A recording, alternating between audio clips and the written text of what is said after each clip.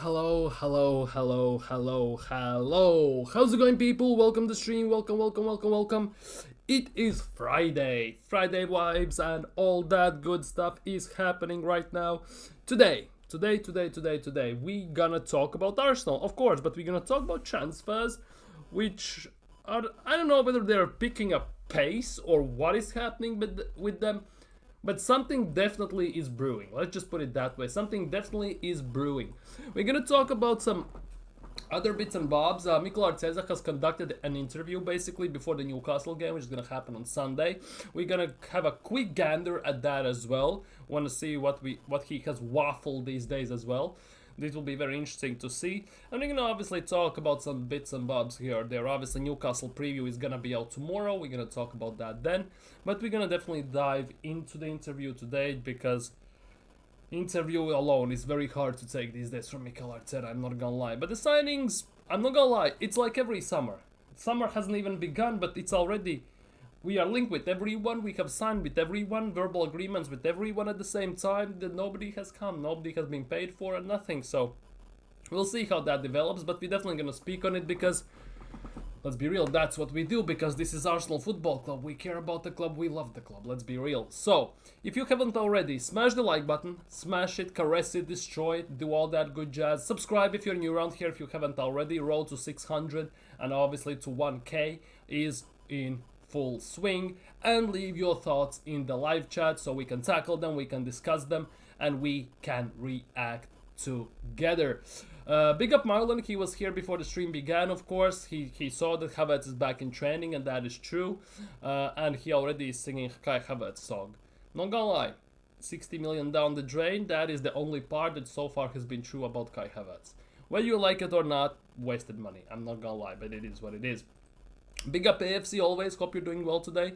These days it's a trophy to be competing for the league and not winning it, yet alone in such style. What went wrong, Arsenal fans? Can we make Arsenal great again, stop this mediocrity of we are competing? Exactly. That is one of the biggest things, because we used to win stuff. We used to win lots of stuff back in the day. These days, we win, we don't win. I swear most of the fan base don't care, because they don't demand anything. Like, I want trophies, I want success, I want win in life, I want for Arsenal to win, yet I get labeled toxic and negative for demanding that. How does that make any sense? Like, seriously, how does that make any sense?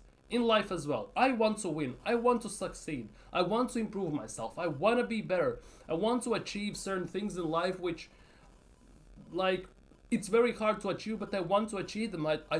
I demand from myself nothing more and nothing less than perfection and maximum effort. And is it toxic and negative that I demand it from myself? No, it's not, because I want for myself to succeed. So how comes it is toxic and negative when I have seen Arsenal win and I want for that to happen again? Toxic and negative. How is that a thing? Like, seriously, get your priorities straight.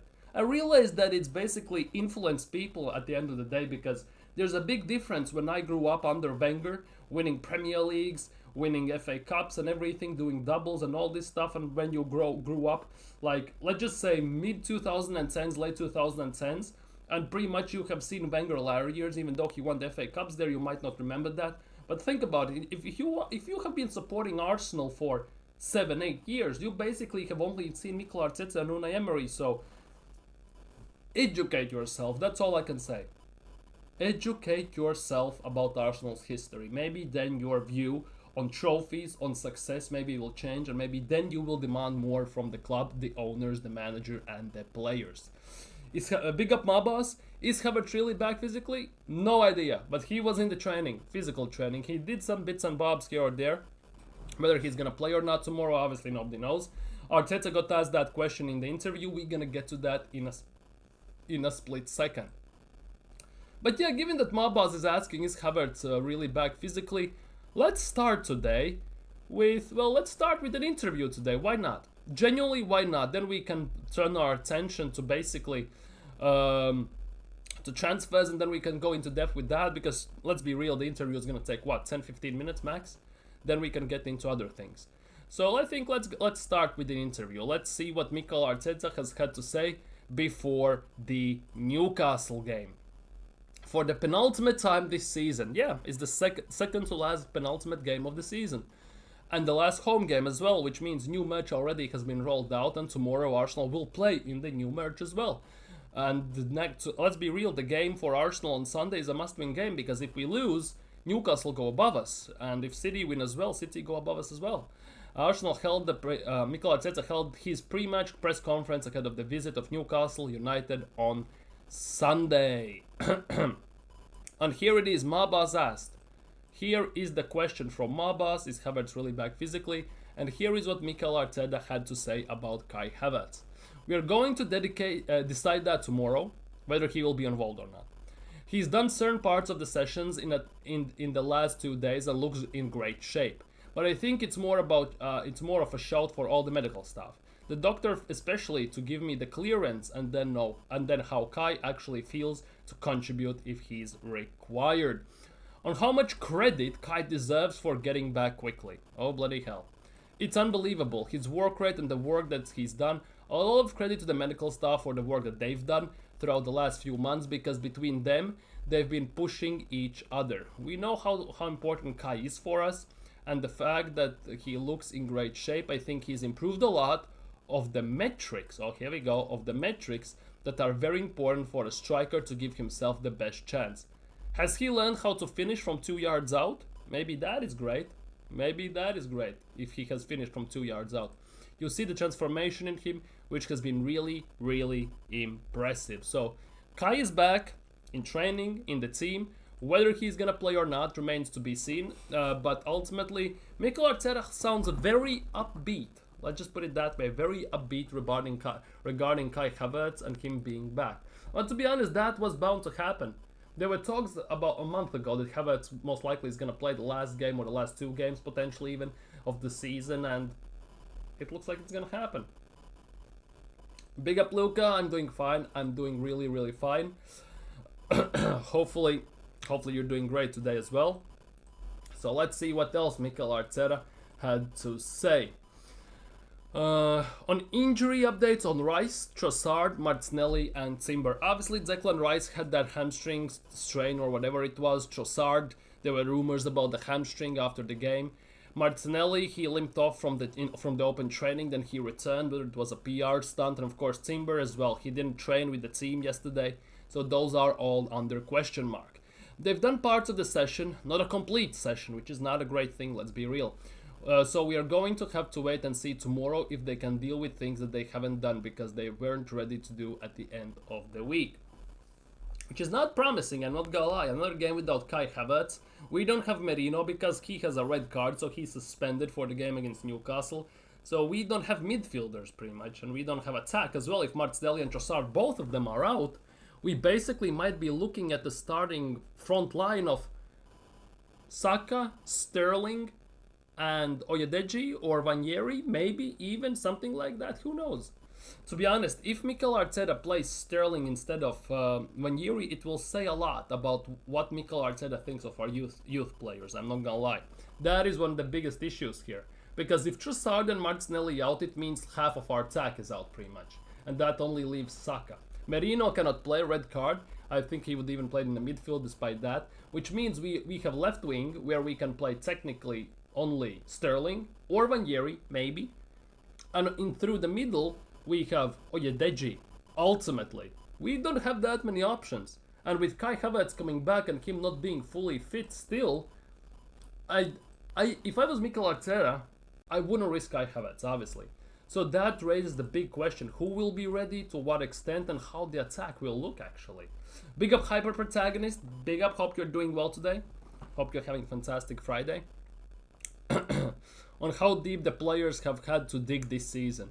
It's been phenomenal effort from all of them. Understanding the circumstances, it's our last home game and it's always a very special occasion. It's our chance to wrap up the Champions League, to put ourselves in a really strong position for the second place, and in a way to say thank you again to all of the supporters for the amazing season. They've been on every journey, in every ground, making the effort to travel with us everywhere. And at home as well. I think it's one of the best days in the season when you have to just say thank you to them and they can say what they feel as well about the team. Obviously, it's gonna be a very, very interesting situation because it will be interesting to see what Mikel Arteta says, because that's the last home game, which means he will do the speech which he did last year and said, don't settle for second, always strive for the best, don't be satisfied with nothing less than perfection. Well, we are not satisfied. Well, part of the fan base, a small part of the fan base are not satisfied. And when we say that, we get called toxic and negative. So that is going well. Yeah, the Arsenal fan base are a family. And all that stuff. But yeah, if we look in league, as he just talked about Champions League and everything, Arsenal must win tomorrow. And to the matter of fact, they also must win on the last day of the game to have 100% guaranteed chance to finish second even. Because Newcastle are 2 points behind us. Even if we draw by some miracle tomorrow, right? It's 2 point gap. If City win, they are 1 point behind us. If City draw, they are... Depends what Arsenal do, basically. But Man City have better goal difference. Oh, sorry, no. They have worse goal difference. I was looking at the wrong tab. They have worse goal difference. So the draw ultimately will put Arsenal on top. But at the end of the day, Arsenal need to win. It's a must-win situation, no matter how you look at it. Arsenal need to win, arguably, both games to guarantee second place. Against Newcastle at home, which we haven't done this season. To be honest, we have played Newcastle 3 times this season. We have not scored a goal in a single game against them. And they have scored 5. So that's not a great look. And Newcastle in the last 10 games have been on quite amazing run as well, if you ask me. So that definitely will be a tough task at hand. And if the players have one more big performance in them, they do. Not one, we need 2. And now we are going to start with that one. We are going to need a big one. And be very clinical, because we know the qualities of Newcastle. We know the result that we had lately against them and how thin the margins are. Here we go. Small margins, guys. Small margins, guys. As always, the margins are with them, and especially how clinical we have to be in front of them to score goals. Well, keep shoveling. On the importance of finishing runners-up. You have to always be as good as you possibly can. So that pretty much says that if he goes by that terminology, at best, we are good as the second place. At best, if we can win the rest of the 2 games. So, we were not good enough to win the league. The dream of winning Premier League this season is gone. Well, it's long gone, let's be real. For me, it was over in January already when we didn't sign anyone. For some people, it was done already in November, by the way. For me, it was January. So, for him, it's only now. The best of the rest, and feel that pain to be better. Best of the rest. That is not even something you want to be sometimes. That is a very bad thing. Best of the rest. It sounds good on paper. It sounds good in the media. But ultimately, being best of the rest, it ultimately means nothing in terms of football. Nobody gets medal for finishing second. This is not Olympics or something like that where you get a silver medal or bronze medal for finishing third. You either win or you lose. And let's be real, there's a big chance we might not even be best of the rest. Because we still need to win both of the games. So, it is what it is. On players potentially saying their home farewells on Sunday. I wouldn't like to talk specifically about anybody. There are a few cases, and we will try to show our gratitude. How much we love them, how much we appreciate the time that they've been together. And hopefully our supporters can do the same with them. So, there is a possibility that Tierney starts tomorrow. If you want to show them appreciation and show love to them, that they have been such good players at the club, so compliant with your arrogance and all this stuff, right? Then play them. Show them that you appreciate them. Show them to the fans that you love them. Because let's be real, I don't believe that anyone in Arsenal's fan base, and this is just my thought process, would want to see Kieran Tierney, for example, leave. I don't think anyone in Arsenal's fan base would want to see Kieran Tierney leave. Personally. Because whether you like it or not, he is the best left back in the team. Because if you look what left back should be doing and how out and out left back looks like, Tierney is by a mile the best one.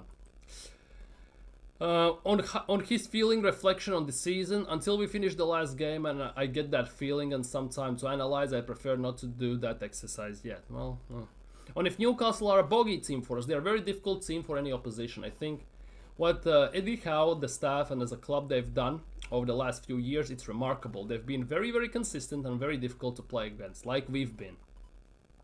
Not gonna lie, he says that we've been very tough to play against.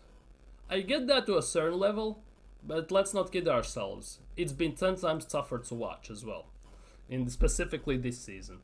On what makes Newcastle so difficult to play against? They dominate almost every aspect of the game. They are great when they have to attack a low block, and they have a lot of presence in the box. They need to run if they need to run set pieces, run transitions, defend a low block, or if the game has to get physical, they're ready to do that.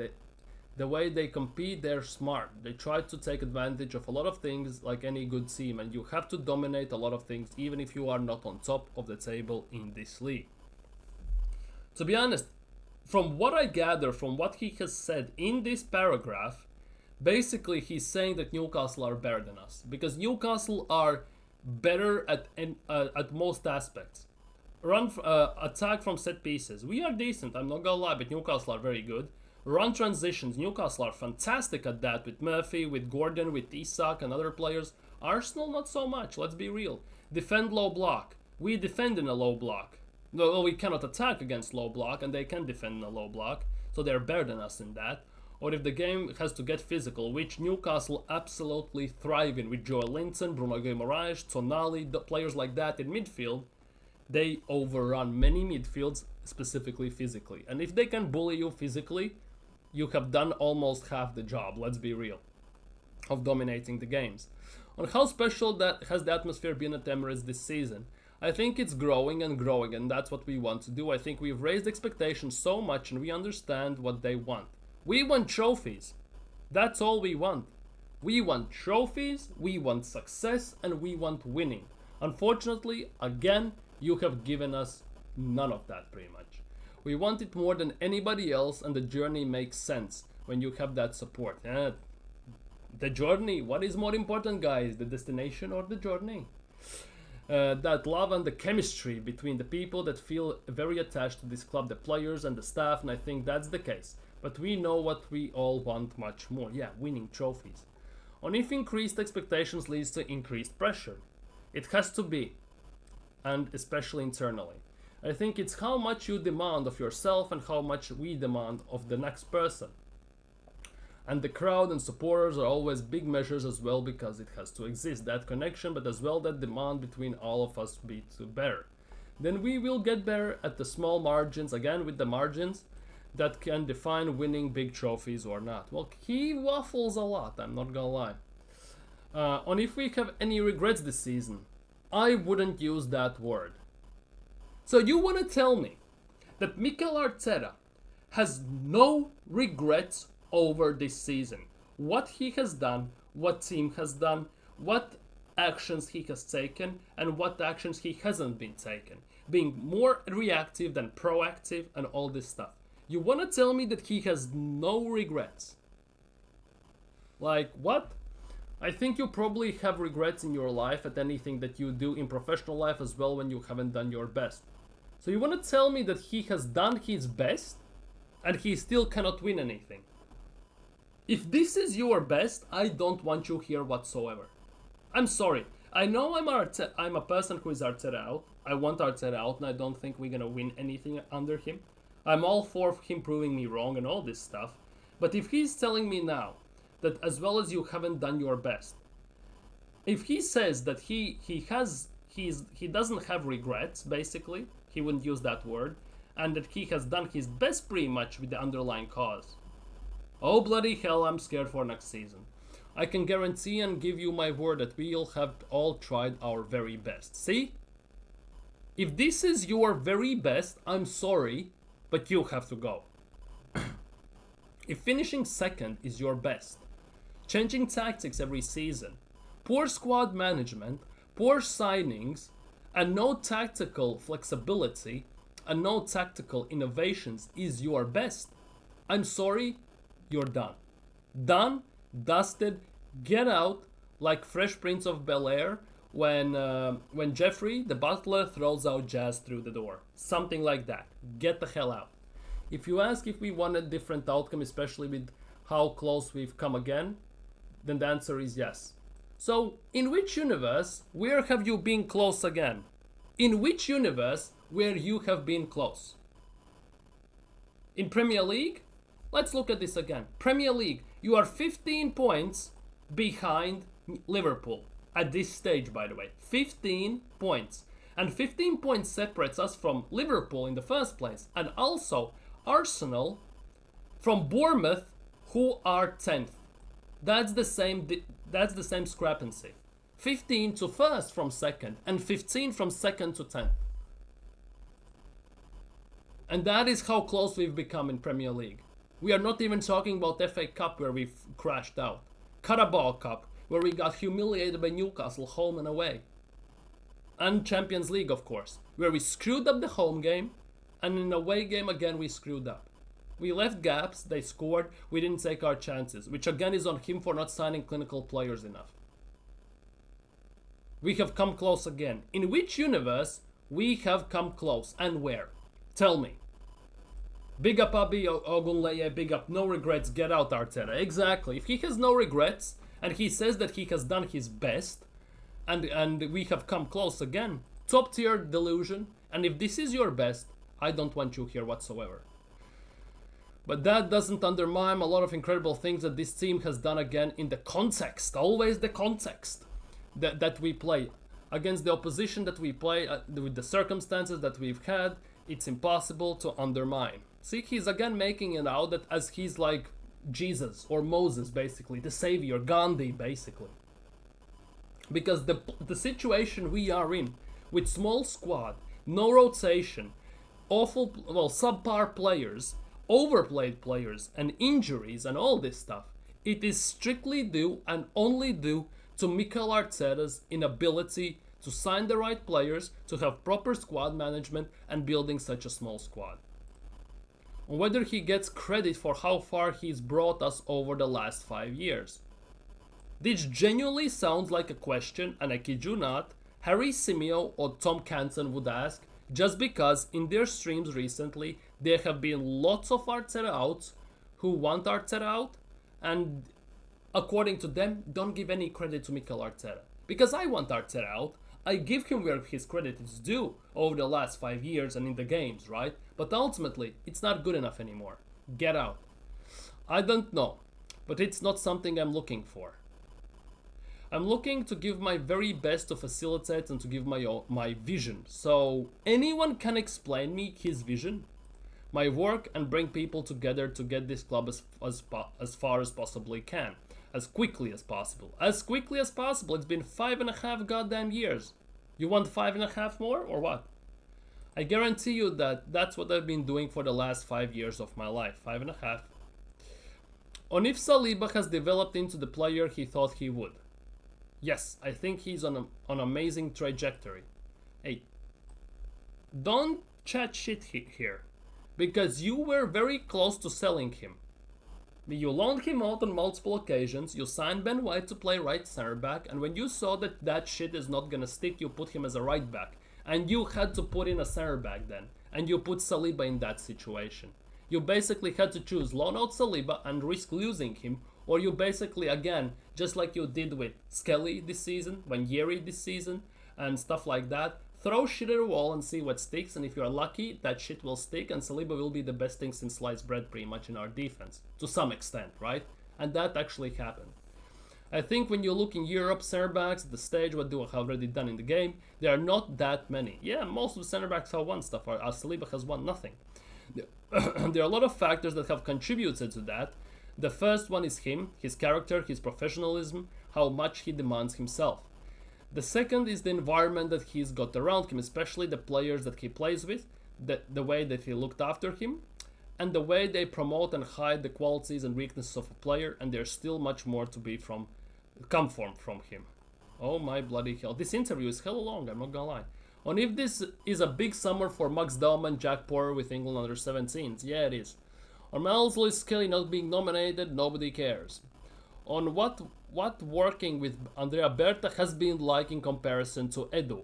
Oh my god, we finally have gotten a question about Andrea Berta. Oh my god, this only took genuinely 4 months, but we have gone there. Took us 4 months, but there is a question about Andrea Berta, like a direct one. I'm fearful for next season with stubborn Arteta in charge. I am the same. I released YouTube shorts, right? This week I have started releasing. I released one on Monday. I think it was Monday. And I released also one yesterday, where basically I said both are kind of coinciding, like one kind of fulfills the other, like they like pieces of puzzle, right? Where basically the bottom line is that I don't trust Mikel Arteta with new signings. And unless Mikel Arteta change his ways, how he plays the game, how he sees the tactics, his stubbornness and everything, if he doesn't look at himself in the mirror, next season, despite the signings, could be very, very dark. Very dark.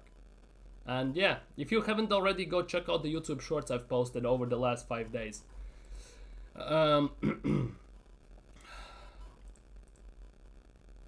Yeah, so let's move. Something's wrong here. Give me a sec. Something has gone wrong. Something has gone wrong. Give me a second. Oh, you saw the shorts. Big up. Big up, big up, big up. Thank you for watching them. I'm trying something new, just get some extra eyes on the channel and everything. And people tend to disagree a lot, but also there are lots of people who agree with the takes, which is quite nice to see. Very good. They're two very completely different personalities, characters and backgrounds. But he is someone who's very driven and very clear in his ideas, vision and how he wants to achieve it. And very supportive of everything that has been done here. With a lot of people who have contributed massively to the position that we are today as a club. The squad that we have, the players and the staff that we have, and he's ready to add value and make us better. That's the reason why we've chosen him to be here with us. I'm not gonna lie. That's a very good answer regarding Berta. However, I cannot help it that it sounds very, very staged. It sounds too politically correct, too PR correct, if that makes sense. And if we're fully aligned on what we want to do in the summer, on what we have to do, yes. On what we can do, I don't know. Oh, bloody hell. This is a very worrying statement, because if Mikel Arteta doesn't know what we can do this summer, it's a very worrying sign. I'm not gonna lie.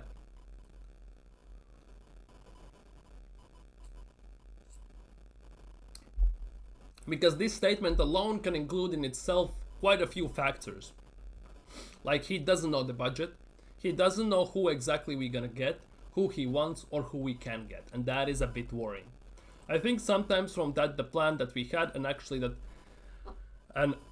what we were able to execute, we've never been able to replicate it exactly. Well, no shit, Sherlock. This football happens, yeah. If we are not fully aligned on the players we want. If we are not fully aligned on the players we want, this sounds like, does he know what he wants and does his ideas align with Berta? Doesn't Berta want anyone else? Because we've been hearing in the media quite a lot about Berta wants this, yet Mikel Arteta wants somebody else. If that happens, that means we cannot explain ourselves well enough and we are not clear enough on...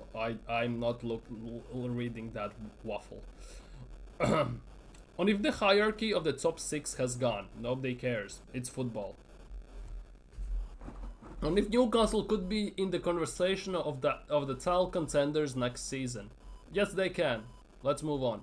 And if we're relieved not to be involved in the Club World Cup in the summer, we would love to be part of that, certainly. Exactly, I would love to be in the Club World Cup as well, by the way. But since we lost last year to Bayern Munich, no chance we are getting there. And if there's new transfer window creates an opportunity for us to exploit. Oh, this is good.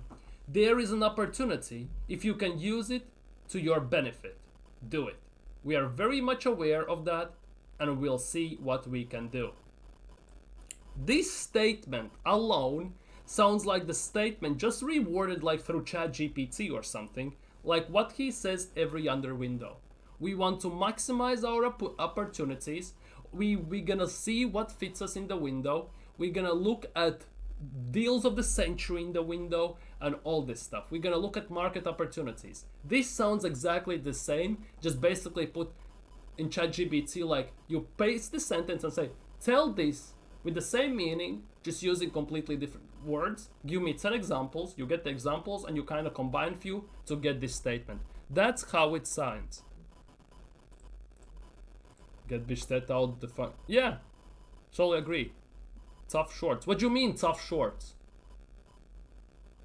What do you mean that you have like shorts too tight that you're wearing right now, or what? Okay, last few questions before we get into transfer news. This waffle, I'm losing brain cells a bit, I'm not gonna lie. What we're planning to do, another camp in preseason.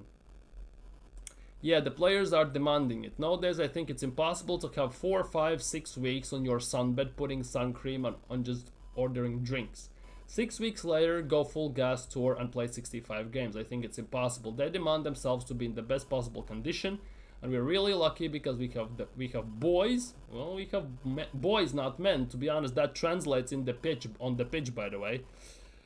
But yeah, we have boys on the pitch because they get bullied by proper men that they want to spend in the summer with their families. I totally get that, to be honest. So if they can pick a place, we can do it, or facilitate that, more than to welcome.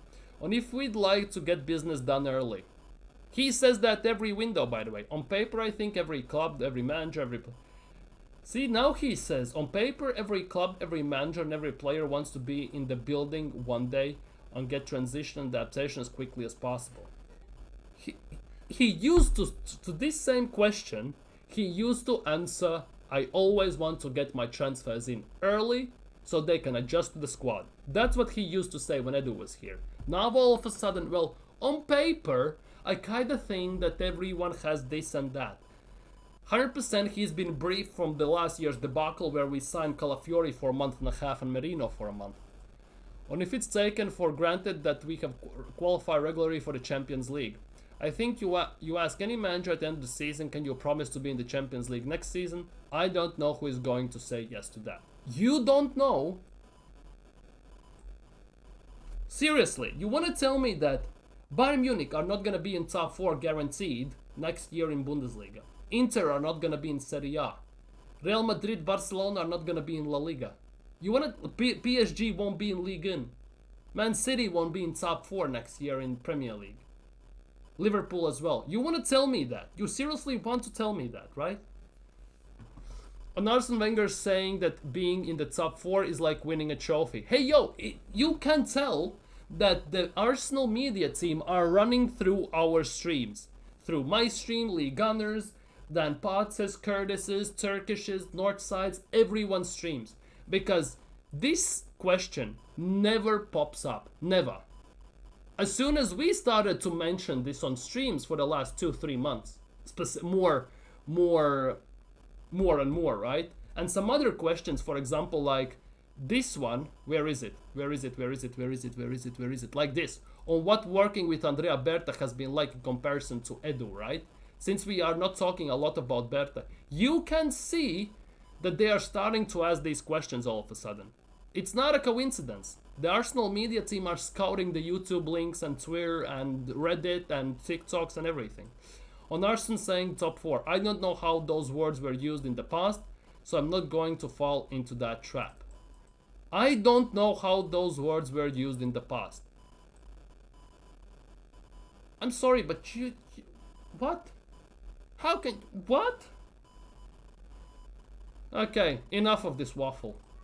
Enough of this waffle. Let's get to your comments and everything for a second. Berta, just get the Italian mafia and make them not beat, but just get them out.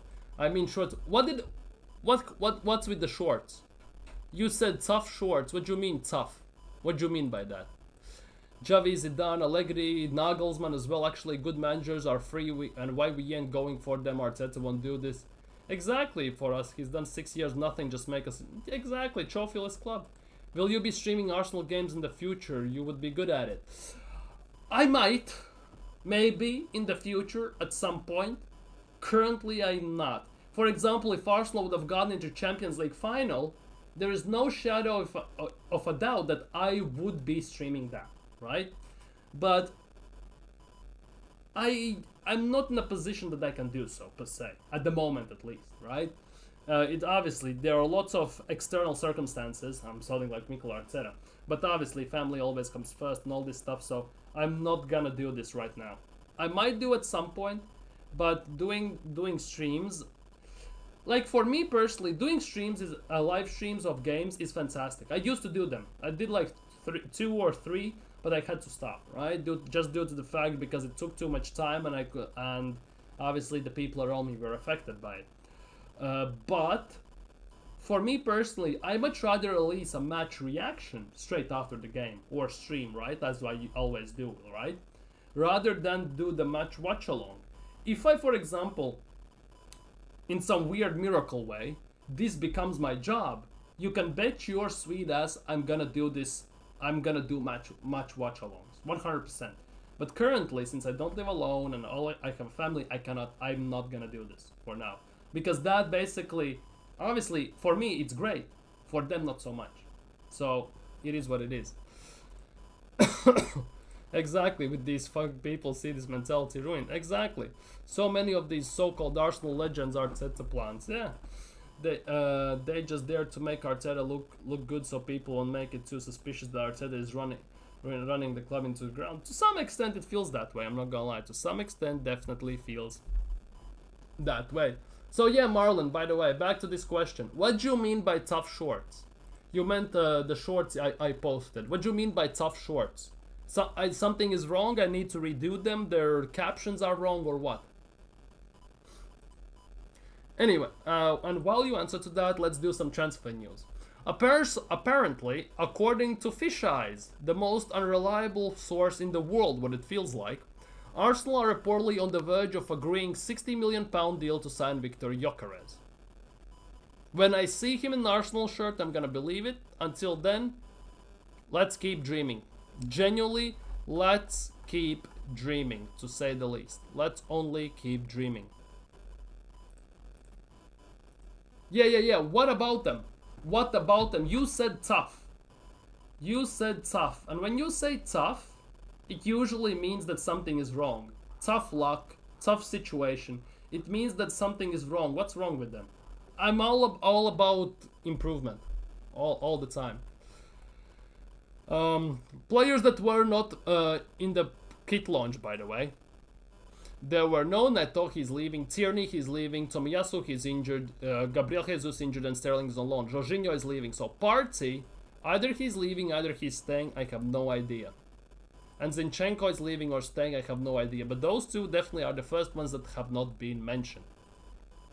According to Gunner Blog, which is a bit yikes, but it is what it is, he writes for The Athletic, basically the mouthpiece of Arsenal. Andrea Berta remains informed on Ollie Watkins' situation as well. Mikel Arteta is a fan of the player, but Arsenal have concerns over paying a fee of in excess of 40 million for a player who turns 30 in December. They don't want to pay much money for an old player, I guess. The camera angle is kind of terrible and blurry. Yeah, I know that because I need to do this a bit differently. Camera is the camera, basically right here, and I put everything under. I don't want full screen myself. I rather have the stuff I talk about also underneath, right? So that for me is not a problem in that regard. The blurry part, that is a bit different because I don't cut the clip out straight from YouTube streams, or I don't cut it out straight from everything. I basically have to redo it, re-render it. That's why, for example, the quality, for example, for me from streaming platform looks nice. If I look on stream as I'm doing simultaneously live, it also looks nice. But since I have to download it and then cut the clip out, right, it kind of degrades the video. And unfortunately that is the case and I have to live with it. Unless I have a 4K camera or I sit here and record the short separately, completely separately, as a separate thing, it's never gonna work. Or I get better camera, obviously. Why we ain't buy him and Osman both can done? Yeah, they're both for 60 mil apparently. Injured, Alconga finally spread his injury because It is. Watkins is pushing 30. He turns 30 this year. Lamine Yamal. Obviously, Barcelona yesterday won the La Liga. Congrats to them. Lamine Yamal scored a fantastic goal to make it 1-0 to Barcelona, which won them the game pretty much. They won it 2-0, but that was the game-winning goal, of course. Here is the thing. This is what Lamine Yamal said after the game. This is what he said after the game. To all Barcelona fans, I want to say that this is the only just beginning. It is impossible, and I quote this, it is impossible to get tired of winning. That's something I always keep in mind. It is impossible to get tired of winning. Totally and utterly get that. It doesn't matter. Let him be the best version of Lamine Yamal, and he still will be one of the best, if not the best player in the world at some point. Ollie Watkins pushing 30. Why the fuck are we going for him? It was 3-4 years ago, but now he's pushing 30. We need someone long term. So it's a very weird thing that we are not signing Osimhen or Gyökeres. Still, we haven't signed them. Goalkeeper news. Goalkeeper news. Juan Garcia, 25 million euro, 21 million pound. Release clauses remains for now. There are two situations in which it could go up to 30. Firstly, if he is called up to Spain national team. Secondly, the clause will also rise in the final 15 days of the transfer window.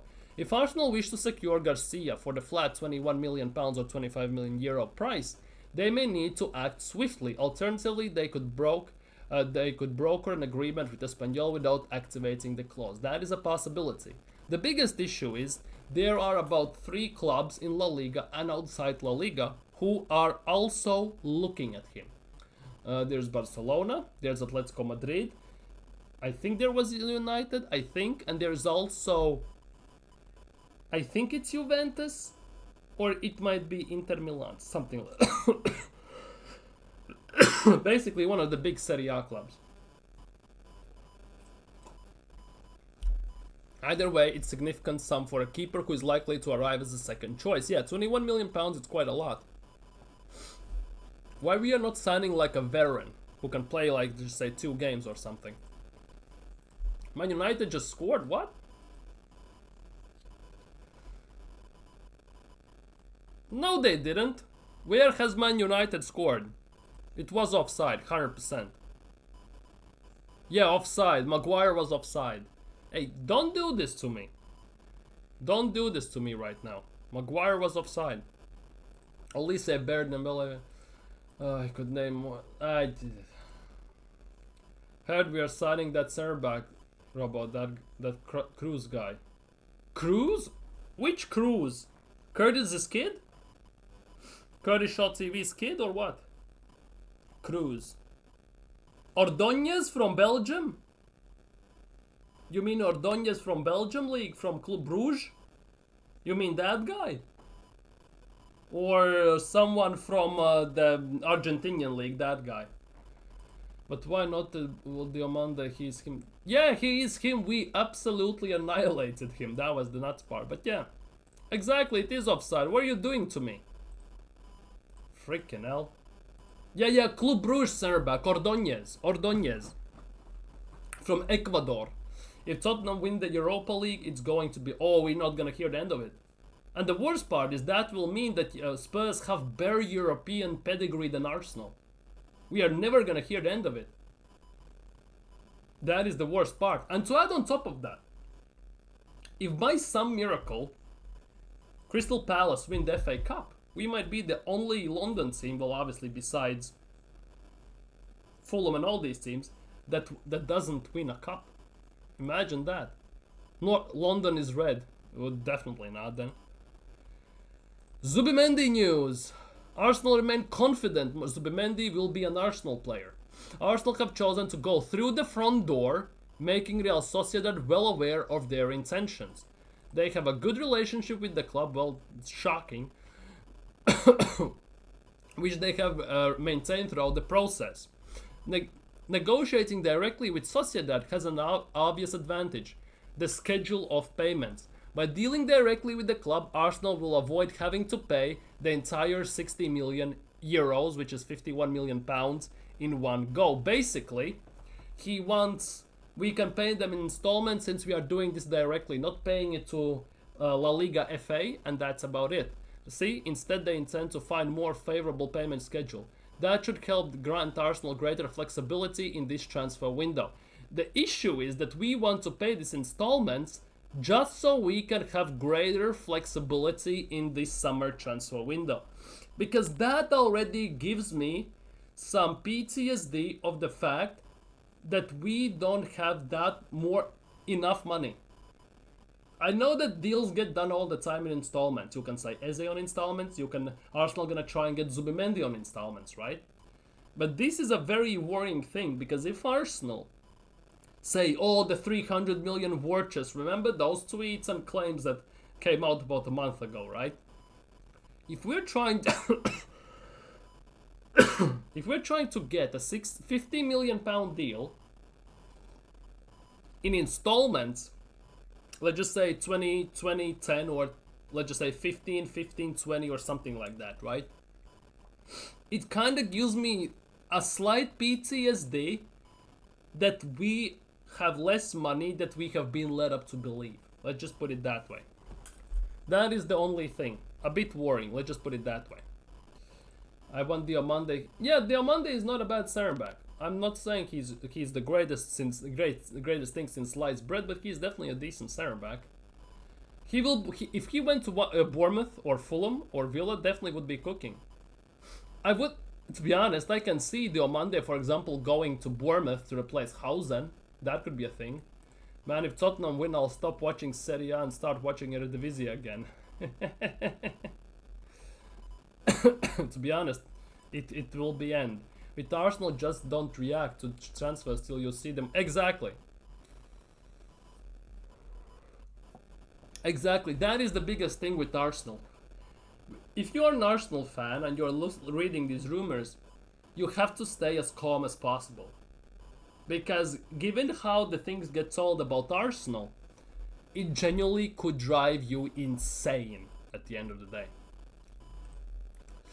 After dealing with Thomas Partey, which made Atletico Madrid furious, Arsenal are taking a different approach with Zubimendi. The Gunners have made Real Sociedad well aware of negotiations, which will benefit them in the schedule of payments. Obviously, we bought Partey on the deadline day. Remember, we dropped the 50 M's and Partey just came to our team. Arsenal don't want that. They want direct approach. They're doing it, which should give them more chances if they really want to sign him. In other news, Max Daumann is set to be called up to Arsenal's preseason tour in Asia. He will be included in the first team. See what happens with that. So, as well as Saliba, Andrea Berta has held exploratory discussions with representatives of Gabriel Magalhaes, Thomas Partey, Ethan Vanieri, and Leandro Trossard. There is also critically important negotiations with Bukayo Saka on the horizon. It is good when we try to kind of extend the contracts of players that are very important in our team, right? The question is, why is Trossard there? That is the biggest question. In the case of Thomas Partey, which is one of the biggest question marks regarding Arsenal's season and summer and next season, because there is a part of fan base that don't want to renew the contract. There is a part of fan base that want him to stay. I am in the part that wants him to stay, right? The thing is, if he wants to stay, we kinda need to reduce his wages. Because I don't think he can withstand another season being the main guy and starting about 60 games. I kinda am scared of that, because last season he was what's its face? He was injured a bit. This season he played a lot, and I'm kind of worried about this. And Arsenal hope to retain him on relatively short-term contract, so maybe 1 year plus 1 year option or something like that, potentially. Partey's priority is to stay at Arsenal if his demands can be met, and this is the worrying thing. His demands can be met. The question is, what are the demands then? Because Partey's priority is to stay. Arsenal want a shorter contract, a smaller deal by the looks of things, and everything. And I don't think Partey wants that. Because you could argue that this will be the last big payoff for Thomas Partey before he goes, and plays in MLS or something like that. Of course, unless he goes to Saudi where he's gonna get the bag and a half, right? So that is a very delicate situation regarding Thomas Partey, and I think Andrea Berta will have his work cut out for himself in that regard. Obviously, he has good relations with Thomas Partey because they both were at Atletico Madrid, but time only will tell, in my opinion, 100%. Man, the heck is this club doing? What do you mean? The heck is this club doing? Let go, Chef Dolman, next man, then Shoga. What? Injury Yasu doing that picture and bro injured for. He is. That's an old picture. That's an old picture. This looks like the picture from the photo shoot before the seasons. It looks that way at least. It's like Arteta is bringing the Sociedad midfield at Arsenal. Odegaard, Merino, Zubimendi. It was slow midfield when they were at Sociedad, yeah. And they finished 6th in the La Liga. And then I have some Arsenal fans on Twitter saying, reunited at last. This is what we want. You want Arsenal to finish 6th? Seriously? This is one of the biggest problems with the club, the fan base. On many levels because of the standards and no accountability. I'm surprised we are not signing Isak though, because that would be the final straw in this regard. He's trying to bring us to that slow possession gameplay. We will ruin Nelly, Trossard, and everybody else more with this crap to get the... Yeah, that also feels the way. Since we play already so slow and so lethargic, it feels like signing Zubimendi means that we're gonna play even slower. Now, obviously, with Zubimendi in the team, he has bare passing. We actually could have some extra creative abilities from the midfield, right? Which we desperately need. But overall, is that the right move? Is that the right move? Up to you. Anyways, this is something that really caught my eye today when I was at work. This is from Fabrizio Romano. He tweeted out this. Juventus are currently not planning to activate the buy option of Francisco Conceição. Conceição. The Portuguese winger could return to Porto at the end of current season. I'm not gonna lie. If there is a possibility for us to sign a winger, in general, I would love to sign Conceição. He would be one of those hidden gems I actually would love at the club. He's like, for example, Trincao from Lisbon Sporting, Conceição. I would absolutely love to have that guy at the team. He has great dribbling, great agility, great vision, decent shot, good passing. He is everything you want from a winger. Fast, direct. I absolutely love watching him play for Juventus. It's kind of shocking that Juventus are not exploring an option to sign him though. That is a bit weird. He might just ruin the whole player's morale with this crap. Exactly. Are Juventus mad? He's him baller. He has their right side. Exactly. Exactly. And I would love to sign Francisco Conceição. At Arsenal, I would take him. I genuinely would take him. Francisco Conceição. Let's see what he has done this season. 36 million according to Transfermarkt. Not the greatest stats in the league, I'm not gonna lie. 3 goals, 3 assists and 24 games for Juventus. In Champions League, the same amount in less games. That is the one thing. I think maybe they're looking at stats too much or what? Because if you look at his overall stats, not just in... I'm not talking about Serie A. Nobody cares. I'm talking more about Porto and everything. Look at the Porto stats. 8 goals, 8 assists. It's not screaming lots, but he's very good. That's the thing. He plays predominantly on the right wing, which is a big problem for Arsenal because he's never gonna get some game time. He has played like 2 games on the left wing. So I don't think it's an option, but I would love to have Conceição at Arsenal, just like Trincao. Trincao, ask him and link up with our midfield. Yeah, exactly. Personally convert Saka to left wing, but 2 right wingers or develop Kabi and give him some minutes. Exactly. Try, for example, Saka at left wing, buy Trincao or Conceição or someone for the right wing. Barcola, Doué, someone for the right wing, right? Or, push comes to shove, Saka on the right, Rodrygo on the left. Because we're going to speak on Rodrygo in a split second. So, yeah, it's weird. It's genuinely weird. But obviously, it's pretty evident Arteta wants a left-footed player on the right and right-footed player on the left. Which is kind of... should be vice versa. Should be other way around. But, hey, it's Mikel Arteta. It's his vision. And all that crap. Here we go. Rodrygo, as I promised. Again, coming from the Athletic.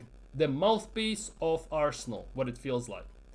Mikel Arteta, yes, Mikel Arteta, the gaffer, with shin pads, cleats, and all this jazz, kits, shin pads, and everything, is a big fan of Rodrygo apparently, and has given the green light for Arsenal to try and sign him. However, an agreement is going to be difficult. Well, that's obviously because it's Rodrygo. He will need guarantees and proper wage and all this stuff. Probably will be about 80, 90 million, of course, as well. But, come on. Come on. Who's saying no? Buy an actual 8 and go with the CDM2 CMs. Exactly. We were talking about this yesterday, by the way, Marlon, remember? Many teams these days don't even play with a 10. They play with 2 8s, 1 6. 6 that sits in front of the defensive line. 1 8 who is more creative, other 8 is more box to box. And can do both things, attack and defend. Who gives F what a shit crap manager wants? It looks like Mikel Arteta wants him himself. It might be a PR move. It genuinely could be a PR move, by the way. Aston Villa scored. Wait. Oh, Villa scored. Go on, Emery. Izri Konsa scored. Watkins assist. Oh, what are the stats looking like? Oh my god, 66 minutes played almost. Spurs have 1 shot on target, 2 shots, 32% possession. I assume they have rotated heavily before the Europa League final, haven't they? Yeah, look at the Spurs team. Kinski, Davies, Reguilon, Danso, Spence, Gray, Sarr, Moore, Son, Odeba, and Tell. On the bench. Yeah, Porro, Johnson, Richarlison, Solanke, yeah, and they have lots of injuries as well. They have completely like a B team out. No wonder they're losing. Surprised it took so long for Villa to score in general, I'm not gonna lie, to some extent. Martin, no show Gardner, box to box, Royce in the creative role, or switching with the cam. Wait, I wanna check something. Well, whoop. I want to see how much is Rodrygo on. That for me is a big question mark. La Liga, salaries, Real Madrid.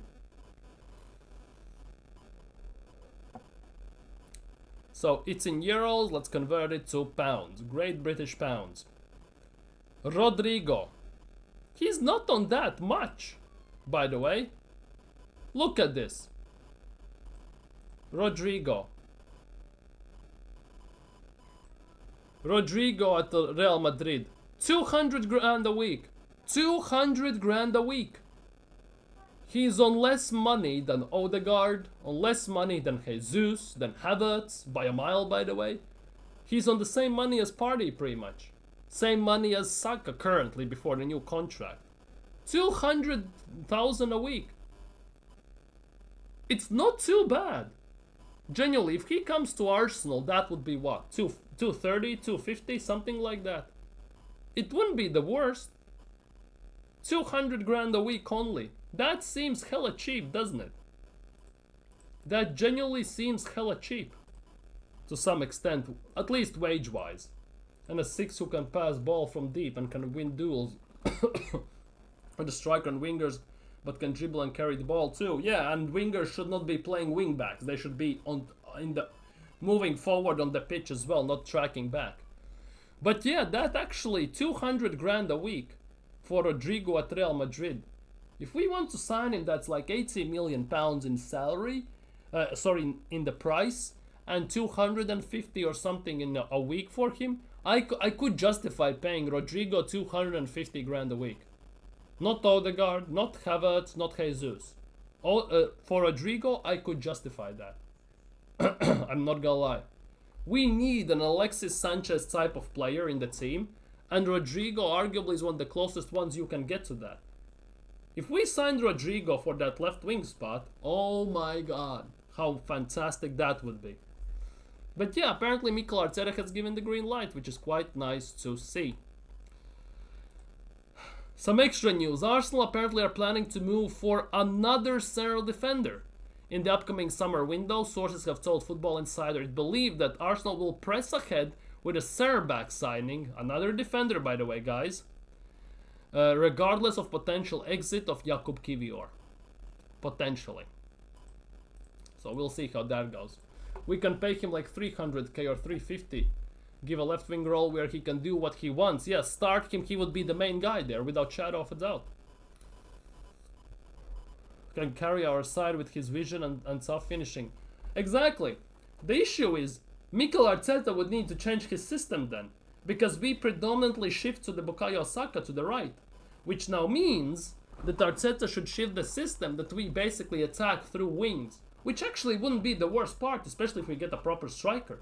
Because if we get, for example, Rodrygo for the left, Gyökeres for the striker, we don't have to basically attack pretty much 70% through Saka.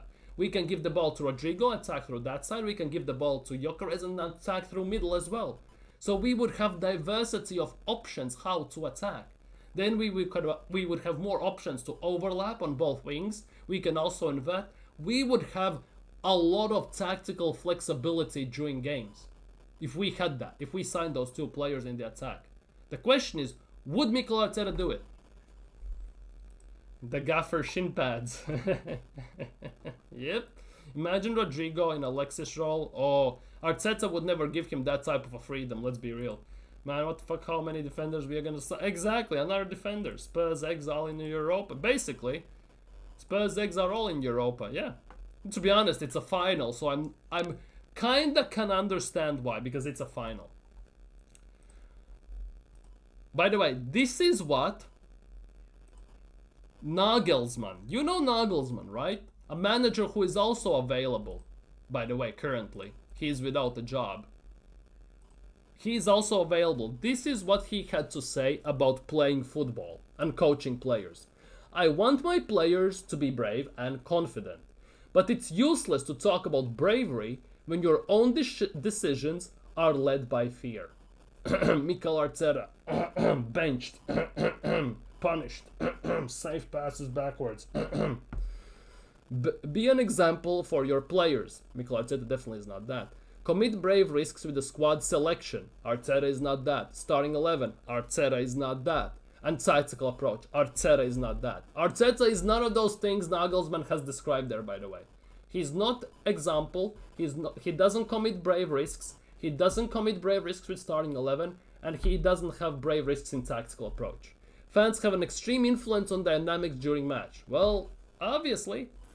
That's why I aim to be offensive and attractive. And he doesn't mean like getting a haircut like Calafiori or Odegaard, like and all this stuff. He doesn't mean that, by the way. He means beautiful attacking football. So that's what we can captivate the fans and use them to have a positive effect on the dynamic and change it to our liking. Big up Nagelsmann for saying that. That is what I want to see on the pitch. 100%. Our future coach. Well, I would give a punt on him. Why not? Arteta can't even coach or develop young talent, can't attack. It have any tactical... Exactly. We need forwards. We can develop 2 or 3 academy forwards. Exactly. We need forwards and midfielders. Why the hell we need more defenders? I can kind of see if we sign a left back or a backup to Saliba, because we don't have that. I don't want to see Timber as a center back or something like that. But to sign some billion defenders, I don't want to see that once again as well. Big up to Nagelsmann for saying this. Words of actual top-class manager. Exactly. Words of a proper manager who knows how to do and what to do and when to do it. Big up to him. Kai Havertz back in training. We covered that. Arsenal summer Arsenal's number one keeper is Juan Garcia to provide competition for David Raya.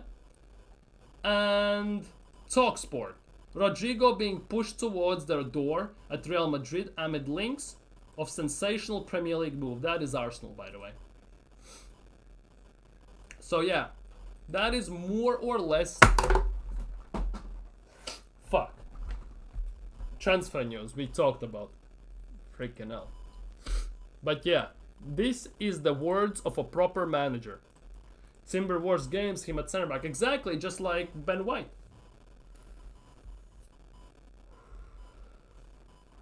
We have Alexi Rojas, Tommy Setford. Don't forget Nygaard, who we signed for under 16s. Don't forget we have Karl Hein on loan, who we have. And don't forget Jack Porter as well, who played in the Carabao Cup for Arsenal. We have 6 goalkeepers. Besides David Raya, by the way. We have 4. Okonkwo we also have, I think. Okonkwo's brother. We have 4 in under 21s. We have 2 or 3 in under 18s. And we have 1 out on loan. Seriously. Look.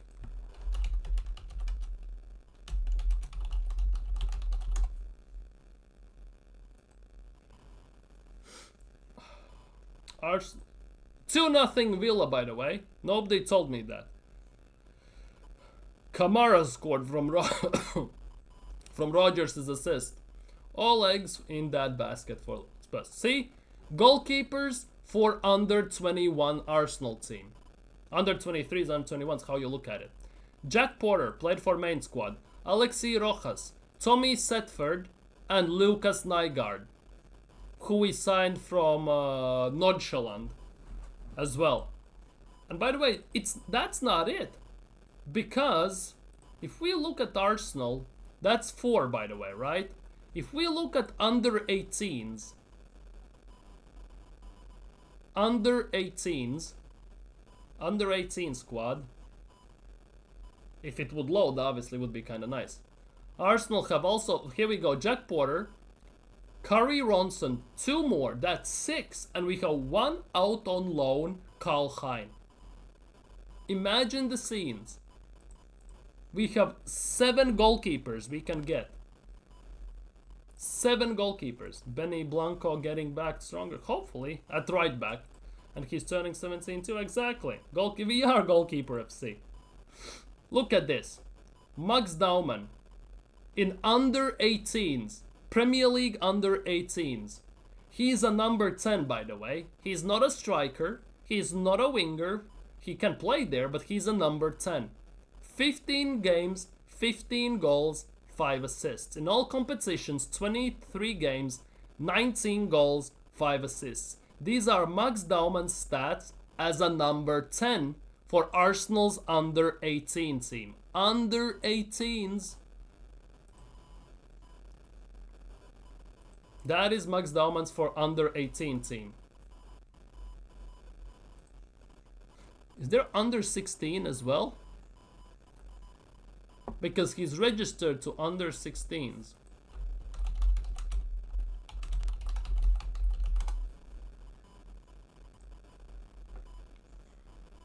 He should be there because he technically counts in under 16s. He's not, interestingly enough. He's in under 18s. He can play for under 16s, but he plays mostly for under 18s. I get that. But yeah. 15 goals, 5 assists. 23 goals in 20 GA, yeah. Not the first team. Don't do this. Don't do this. Play him in the under 21, see what he does. Then he can get to the main squad. The jump is way too quick. Way too quick for me. Because we did the same with Charlie Patino. We have seen how that has turned out. We did the same with Roman Aziz. We saw how that has turned out. Chidobe Martin was good. He himself pissed off to United, by the way, in Europa League final. Imagine Chidobe Martin wins Europa League next week, together with Aiden Heaven. Imagine the scenes. Would be nice. Imagine. We're the defenders and midfielders in our academy and our attackers in the academy who are turning 23 and are basically grown kids, not even playing one game. Yeah, they will play there or they're gonna get released for free. That's what's gonna happen. But think about it. Chido B. Martin and Aiden Heaven could win Europa League.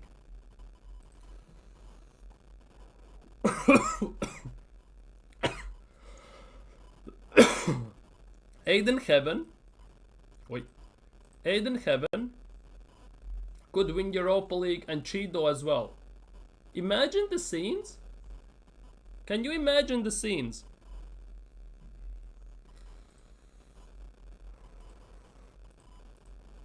Dauman is him. He looks like him. He looks like him. But again, I don't want, like, I want to see him play a few games in under 21s. If he's good enough there, then we can take him in the first team. I kind of have a feeling Arteta will start him at some, not start, will play him in some games next season as well. Arsenal will have another youngest player in Premier League history again, but it is what it is. Dama gets called to England first team next year. We have to give him, dude. Remember Ranieri this season? He was this close to being called to England main team, and as soon as those news came out after that international break, Ranieri hasn't played almost since. Have you noticed that Saka came back, Ranieri hasn't touched the pitch pretty much at all? Think about it. It's not a coincidence.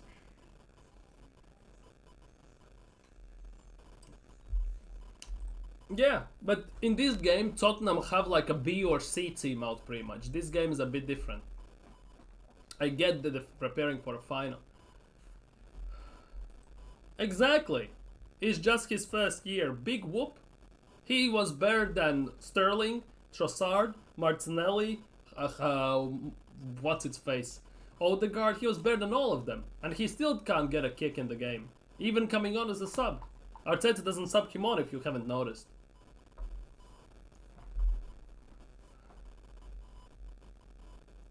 Hating on Ranieri.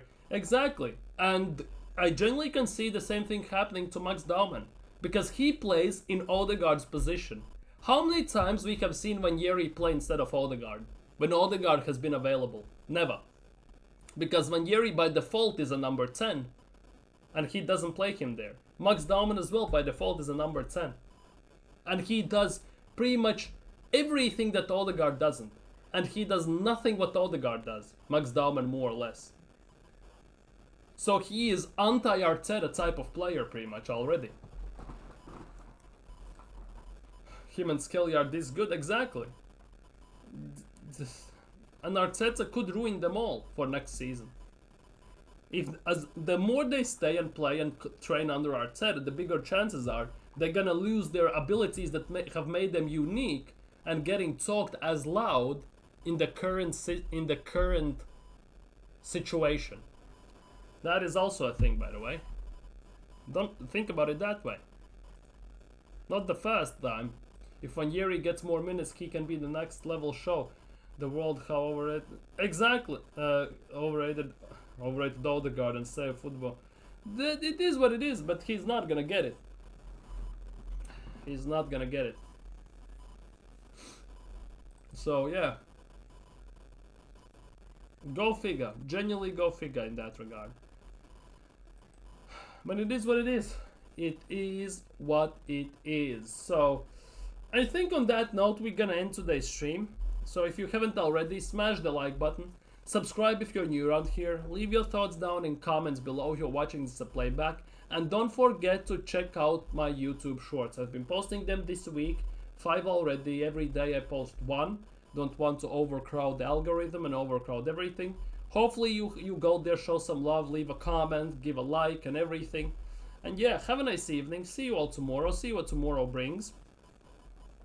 So we'll see how that goes. We need to find a way to get rid of Arteta for the sake of Ranieri, Martinelli, Dauman, Skelly, all those guys. But hey, it is what it is. Not sure we're gonna, unless something major and something massive happens. and not in a good way. Let's just put it that way. But yeah, as I said, for today I am out. So like, comment, subscribe. Have a nice evening. Have a nice day tomorrow, and see you very, very soon. You have been fantastic. You've been great, and hopefully I'm gonna see you all tomorrow. Peace.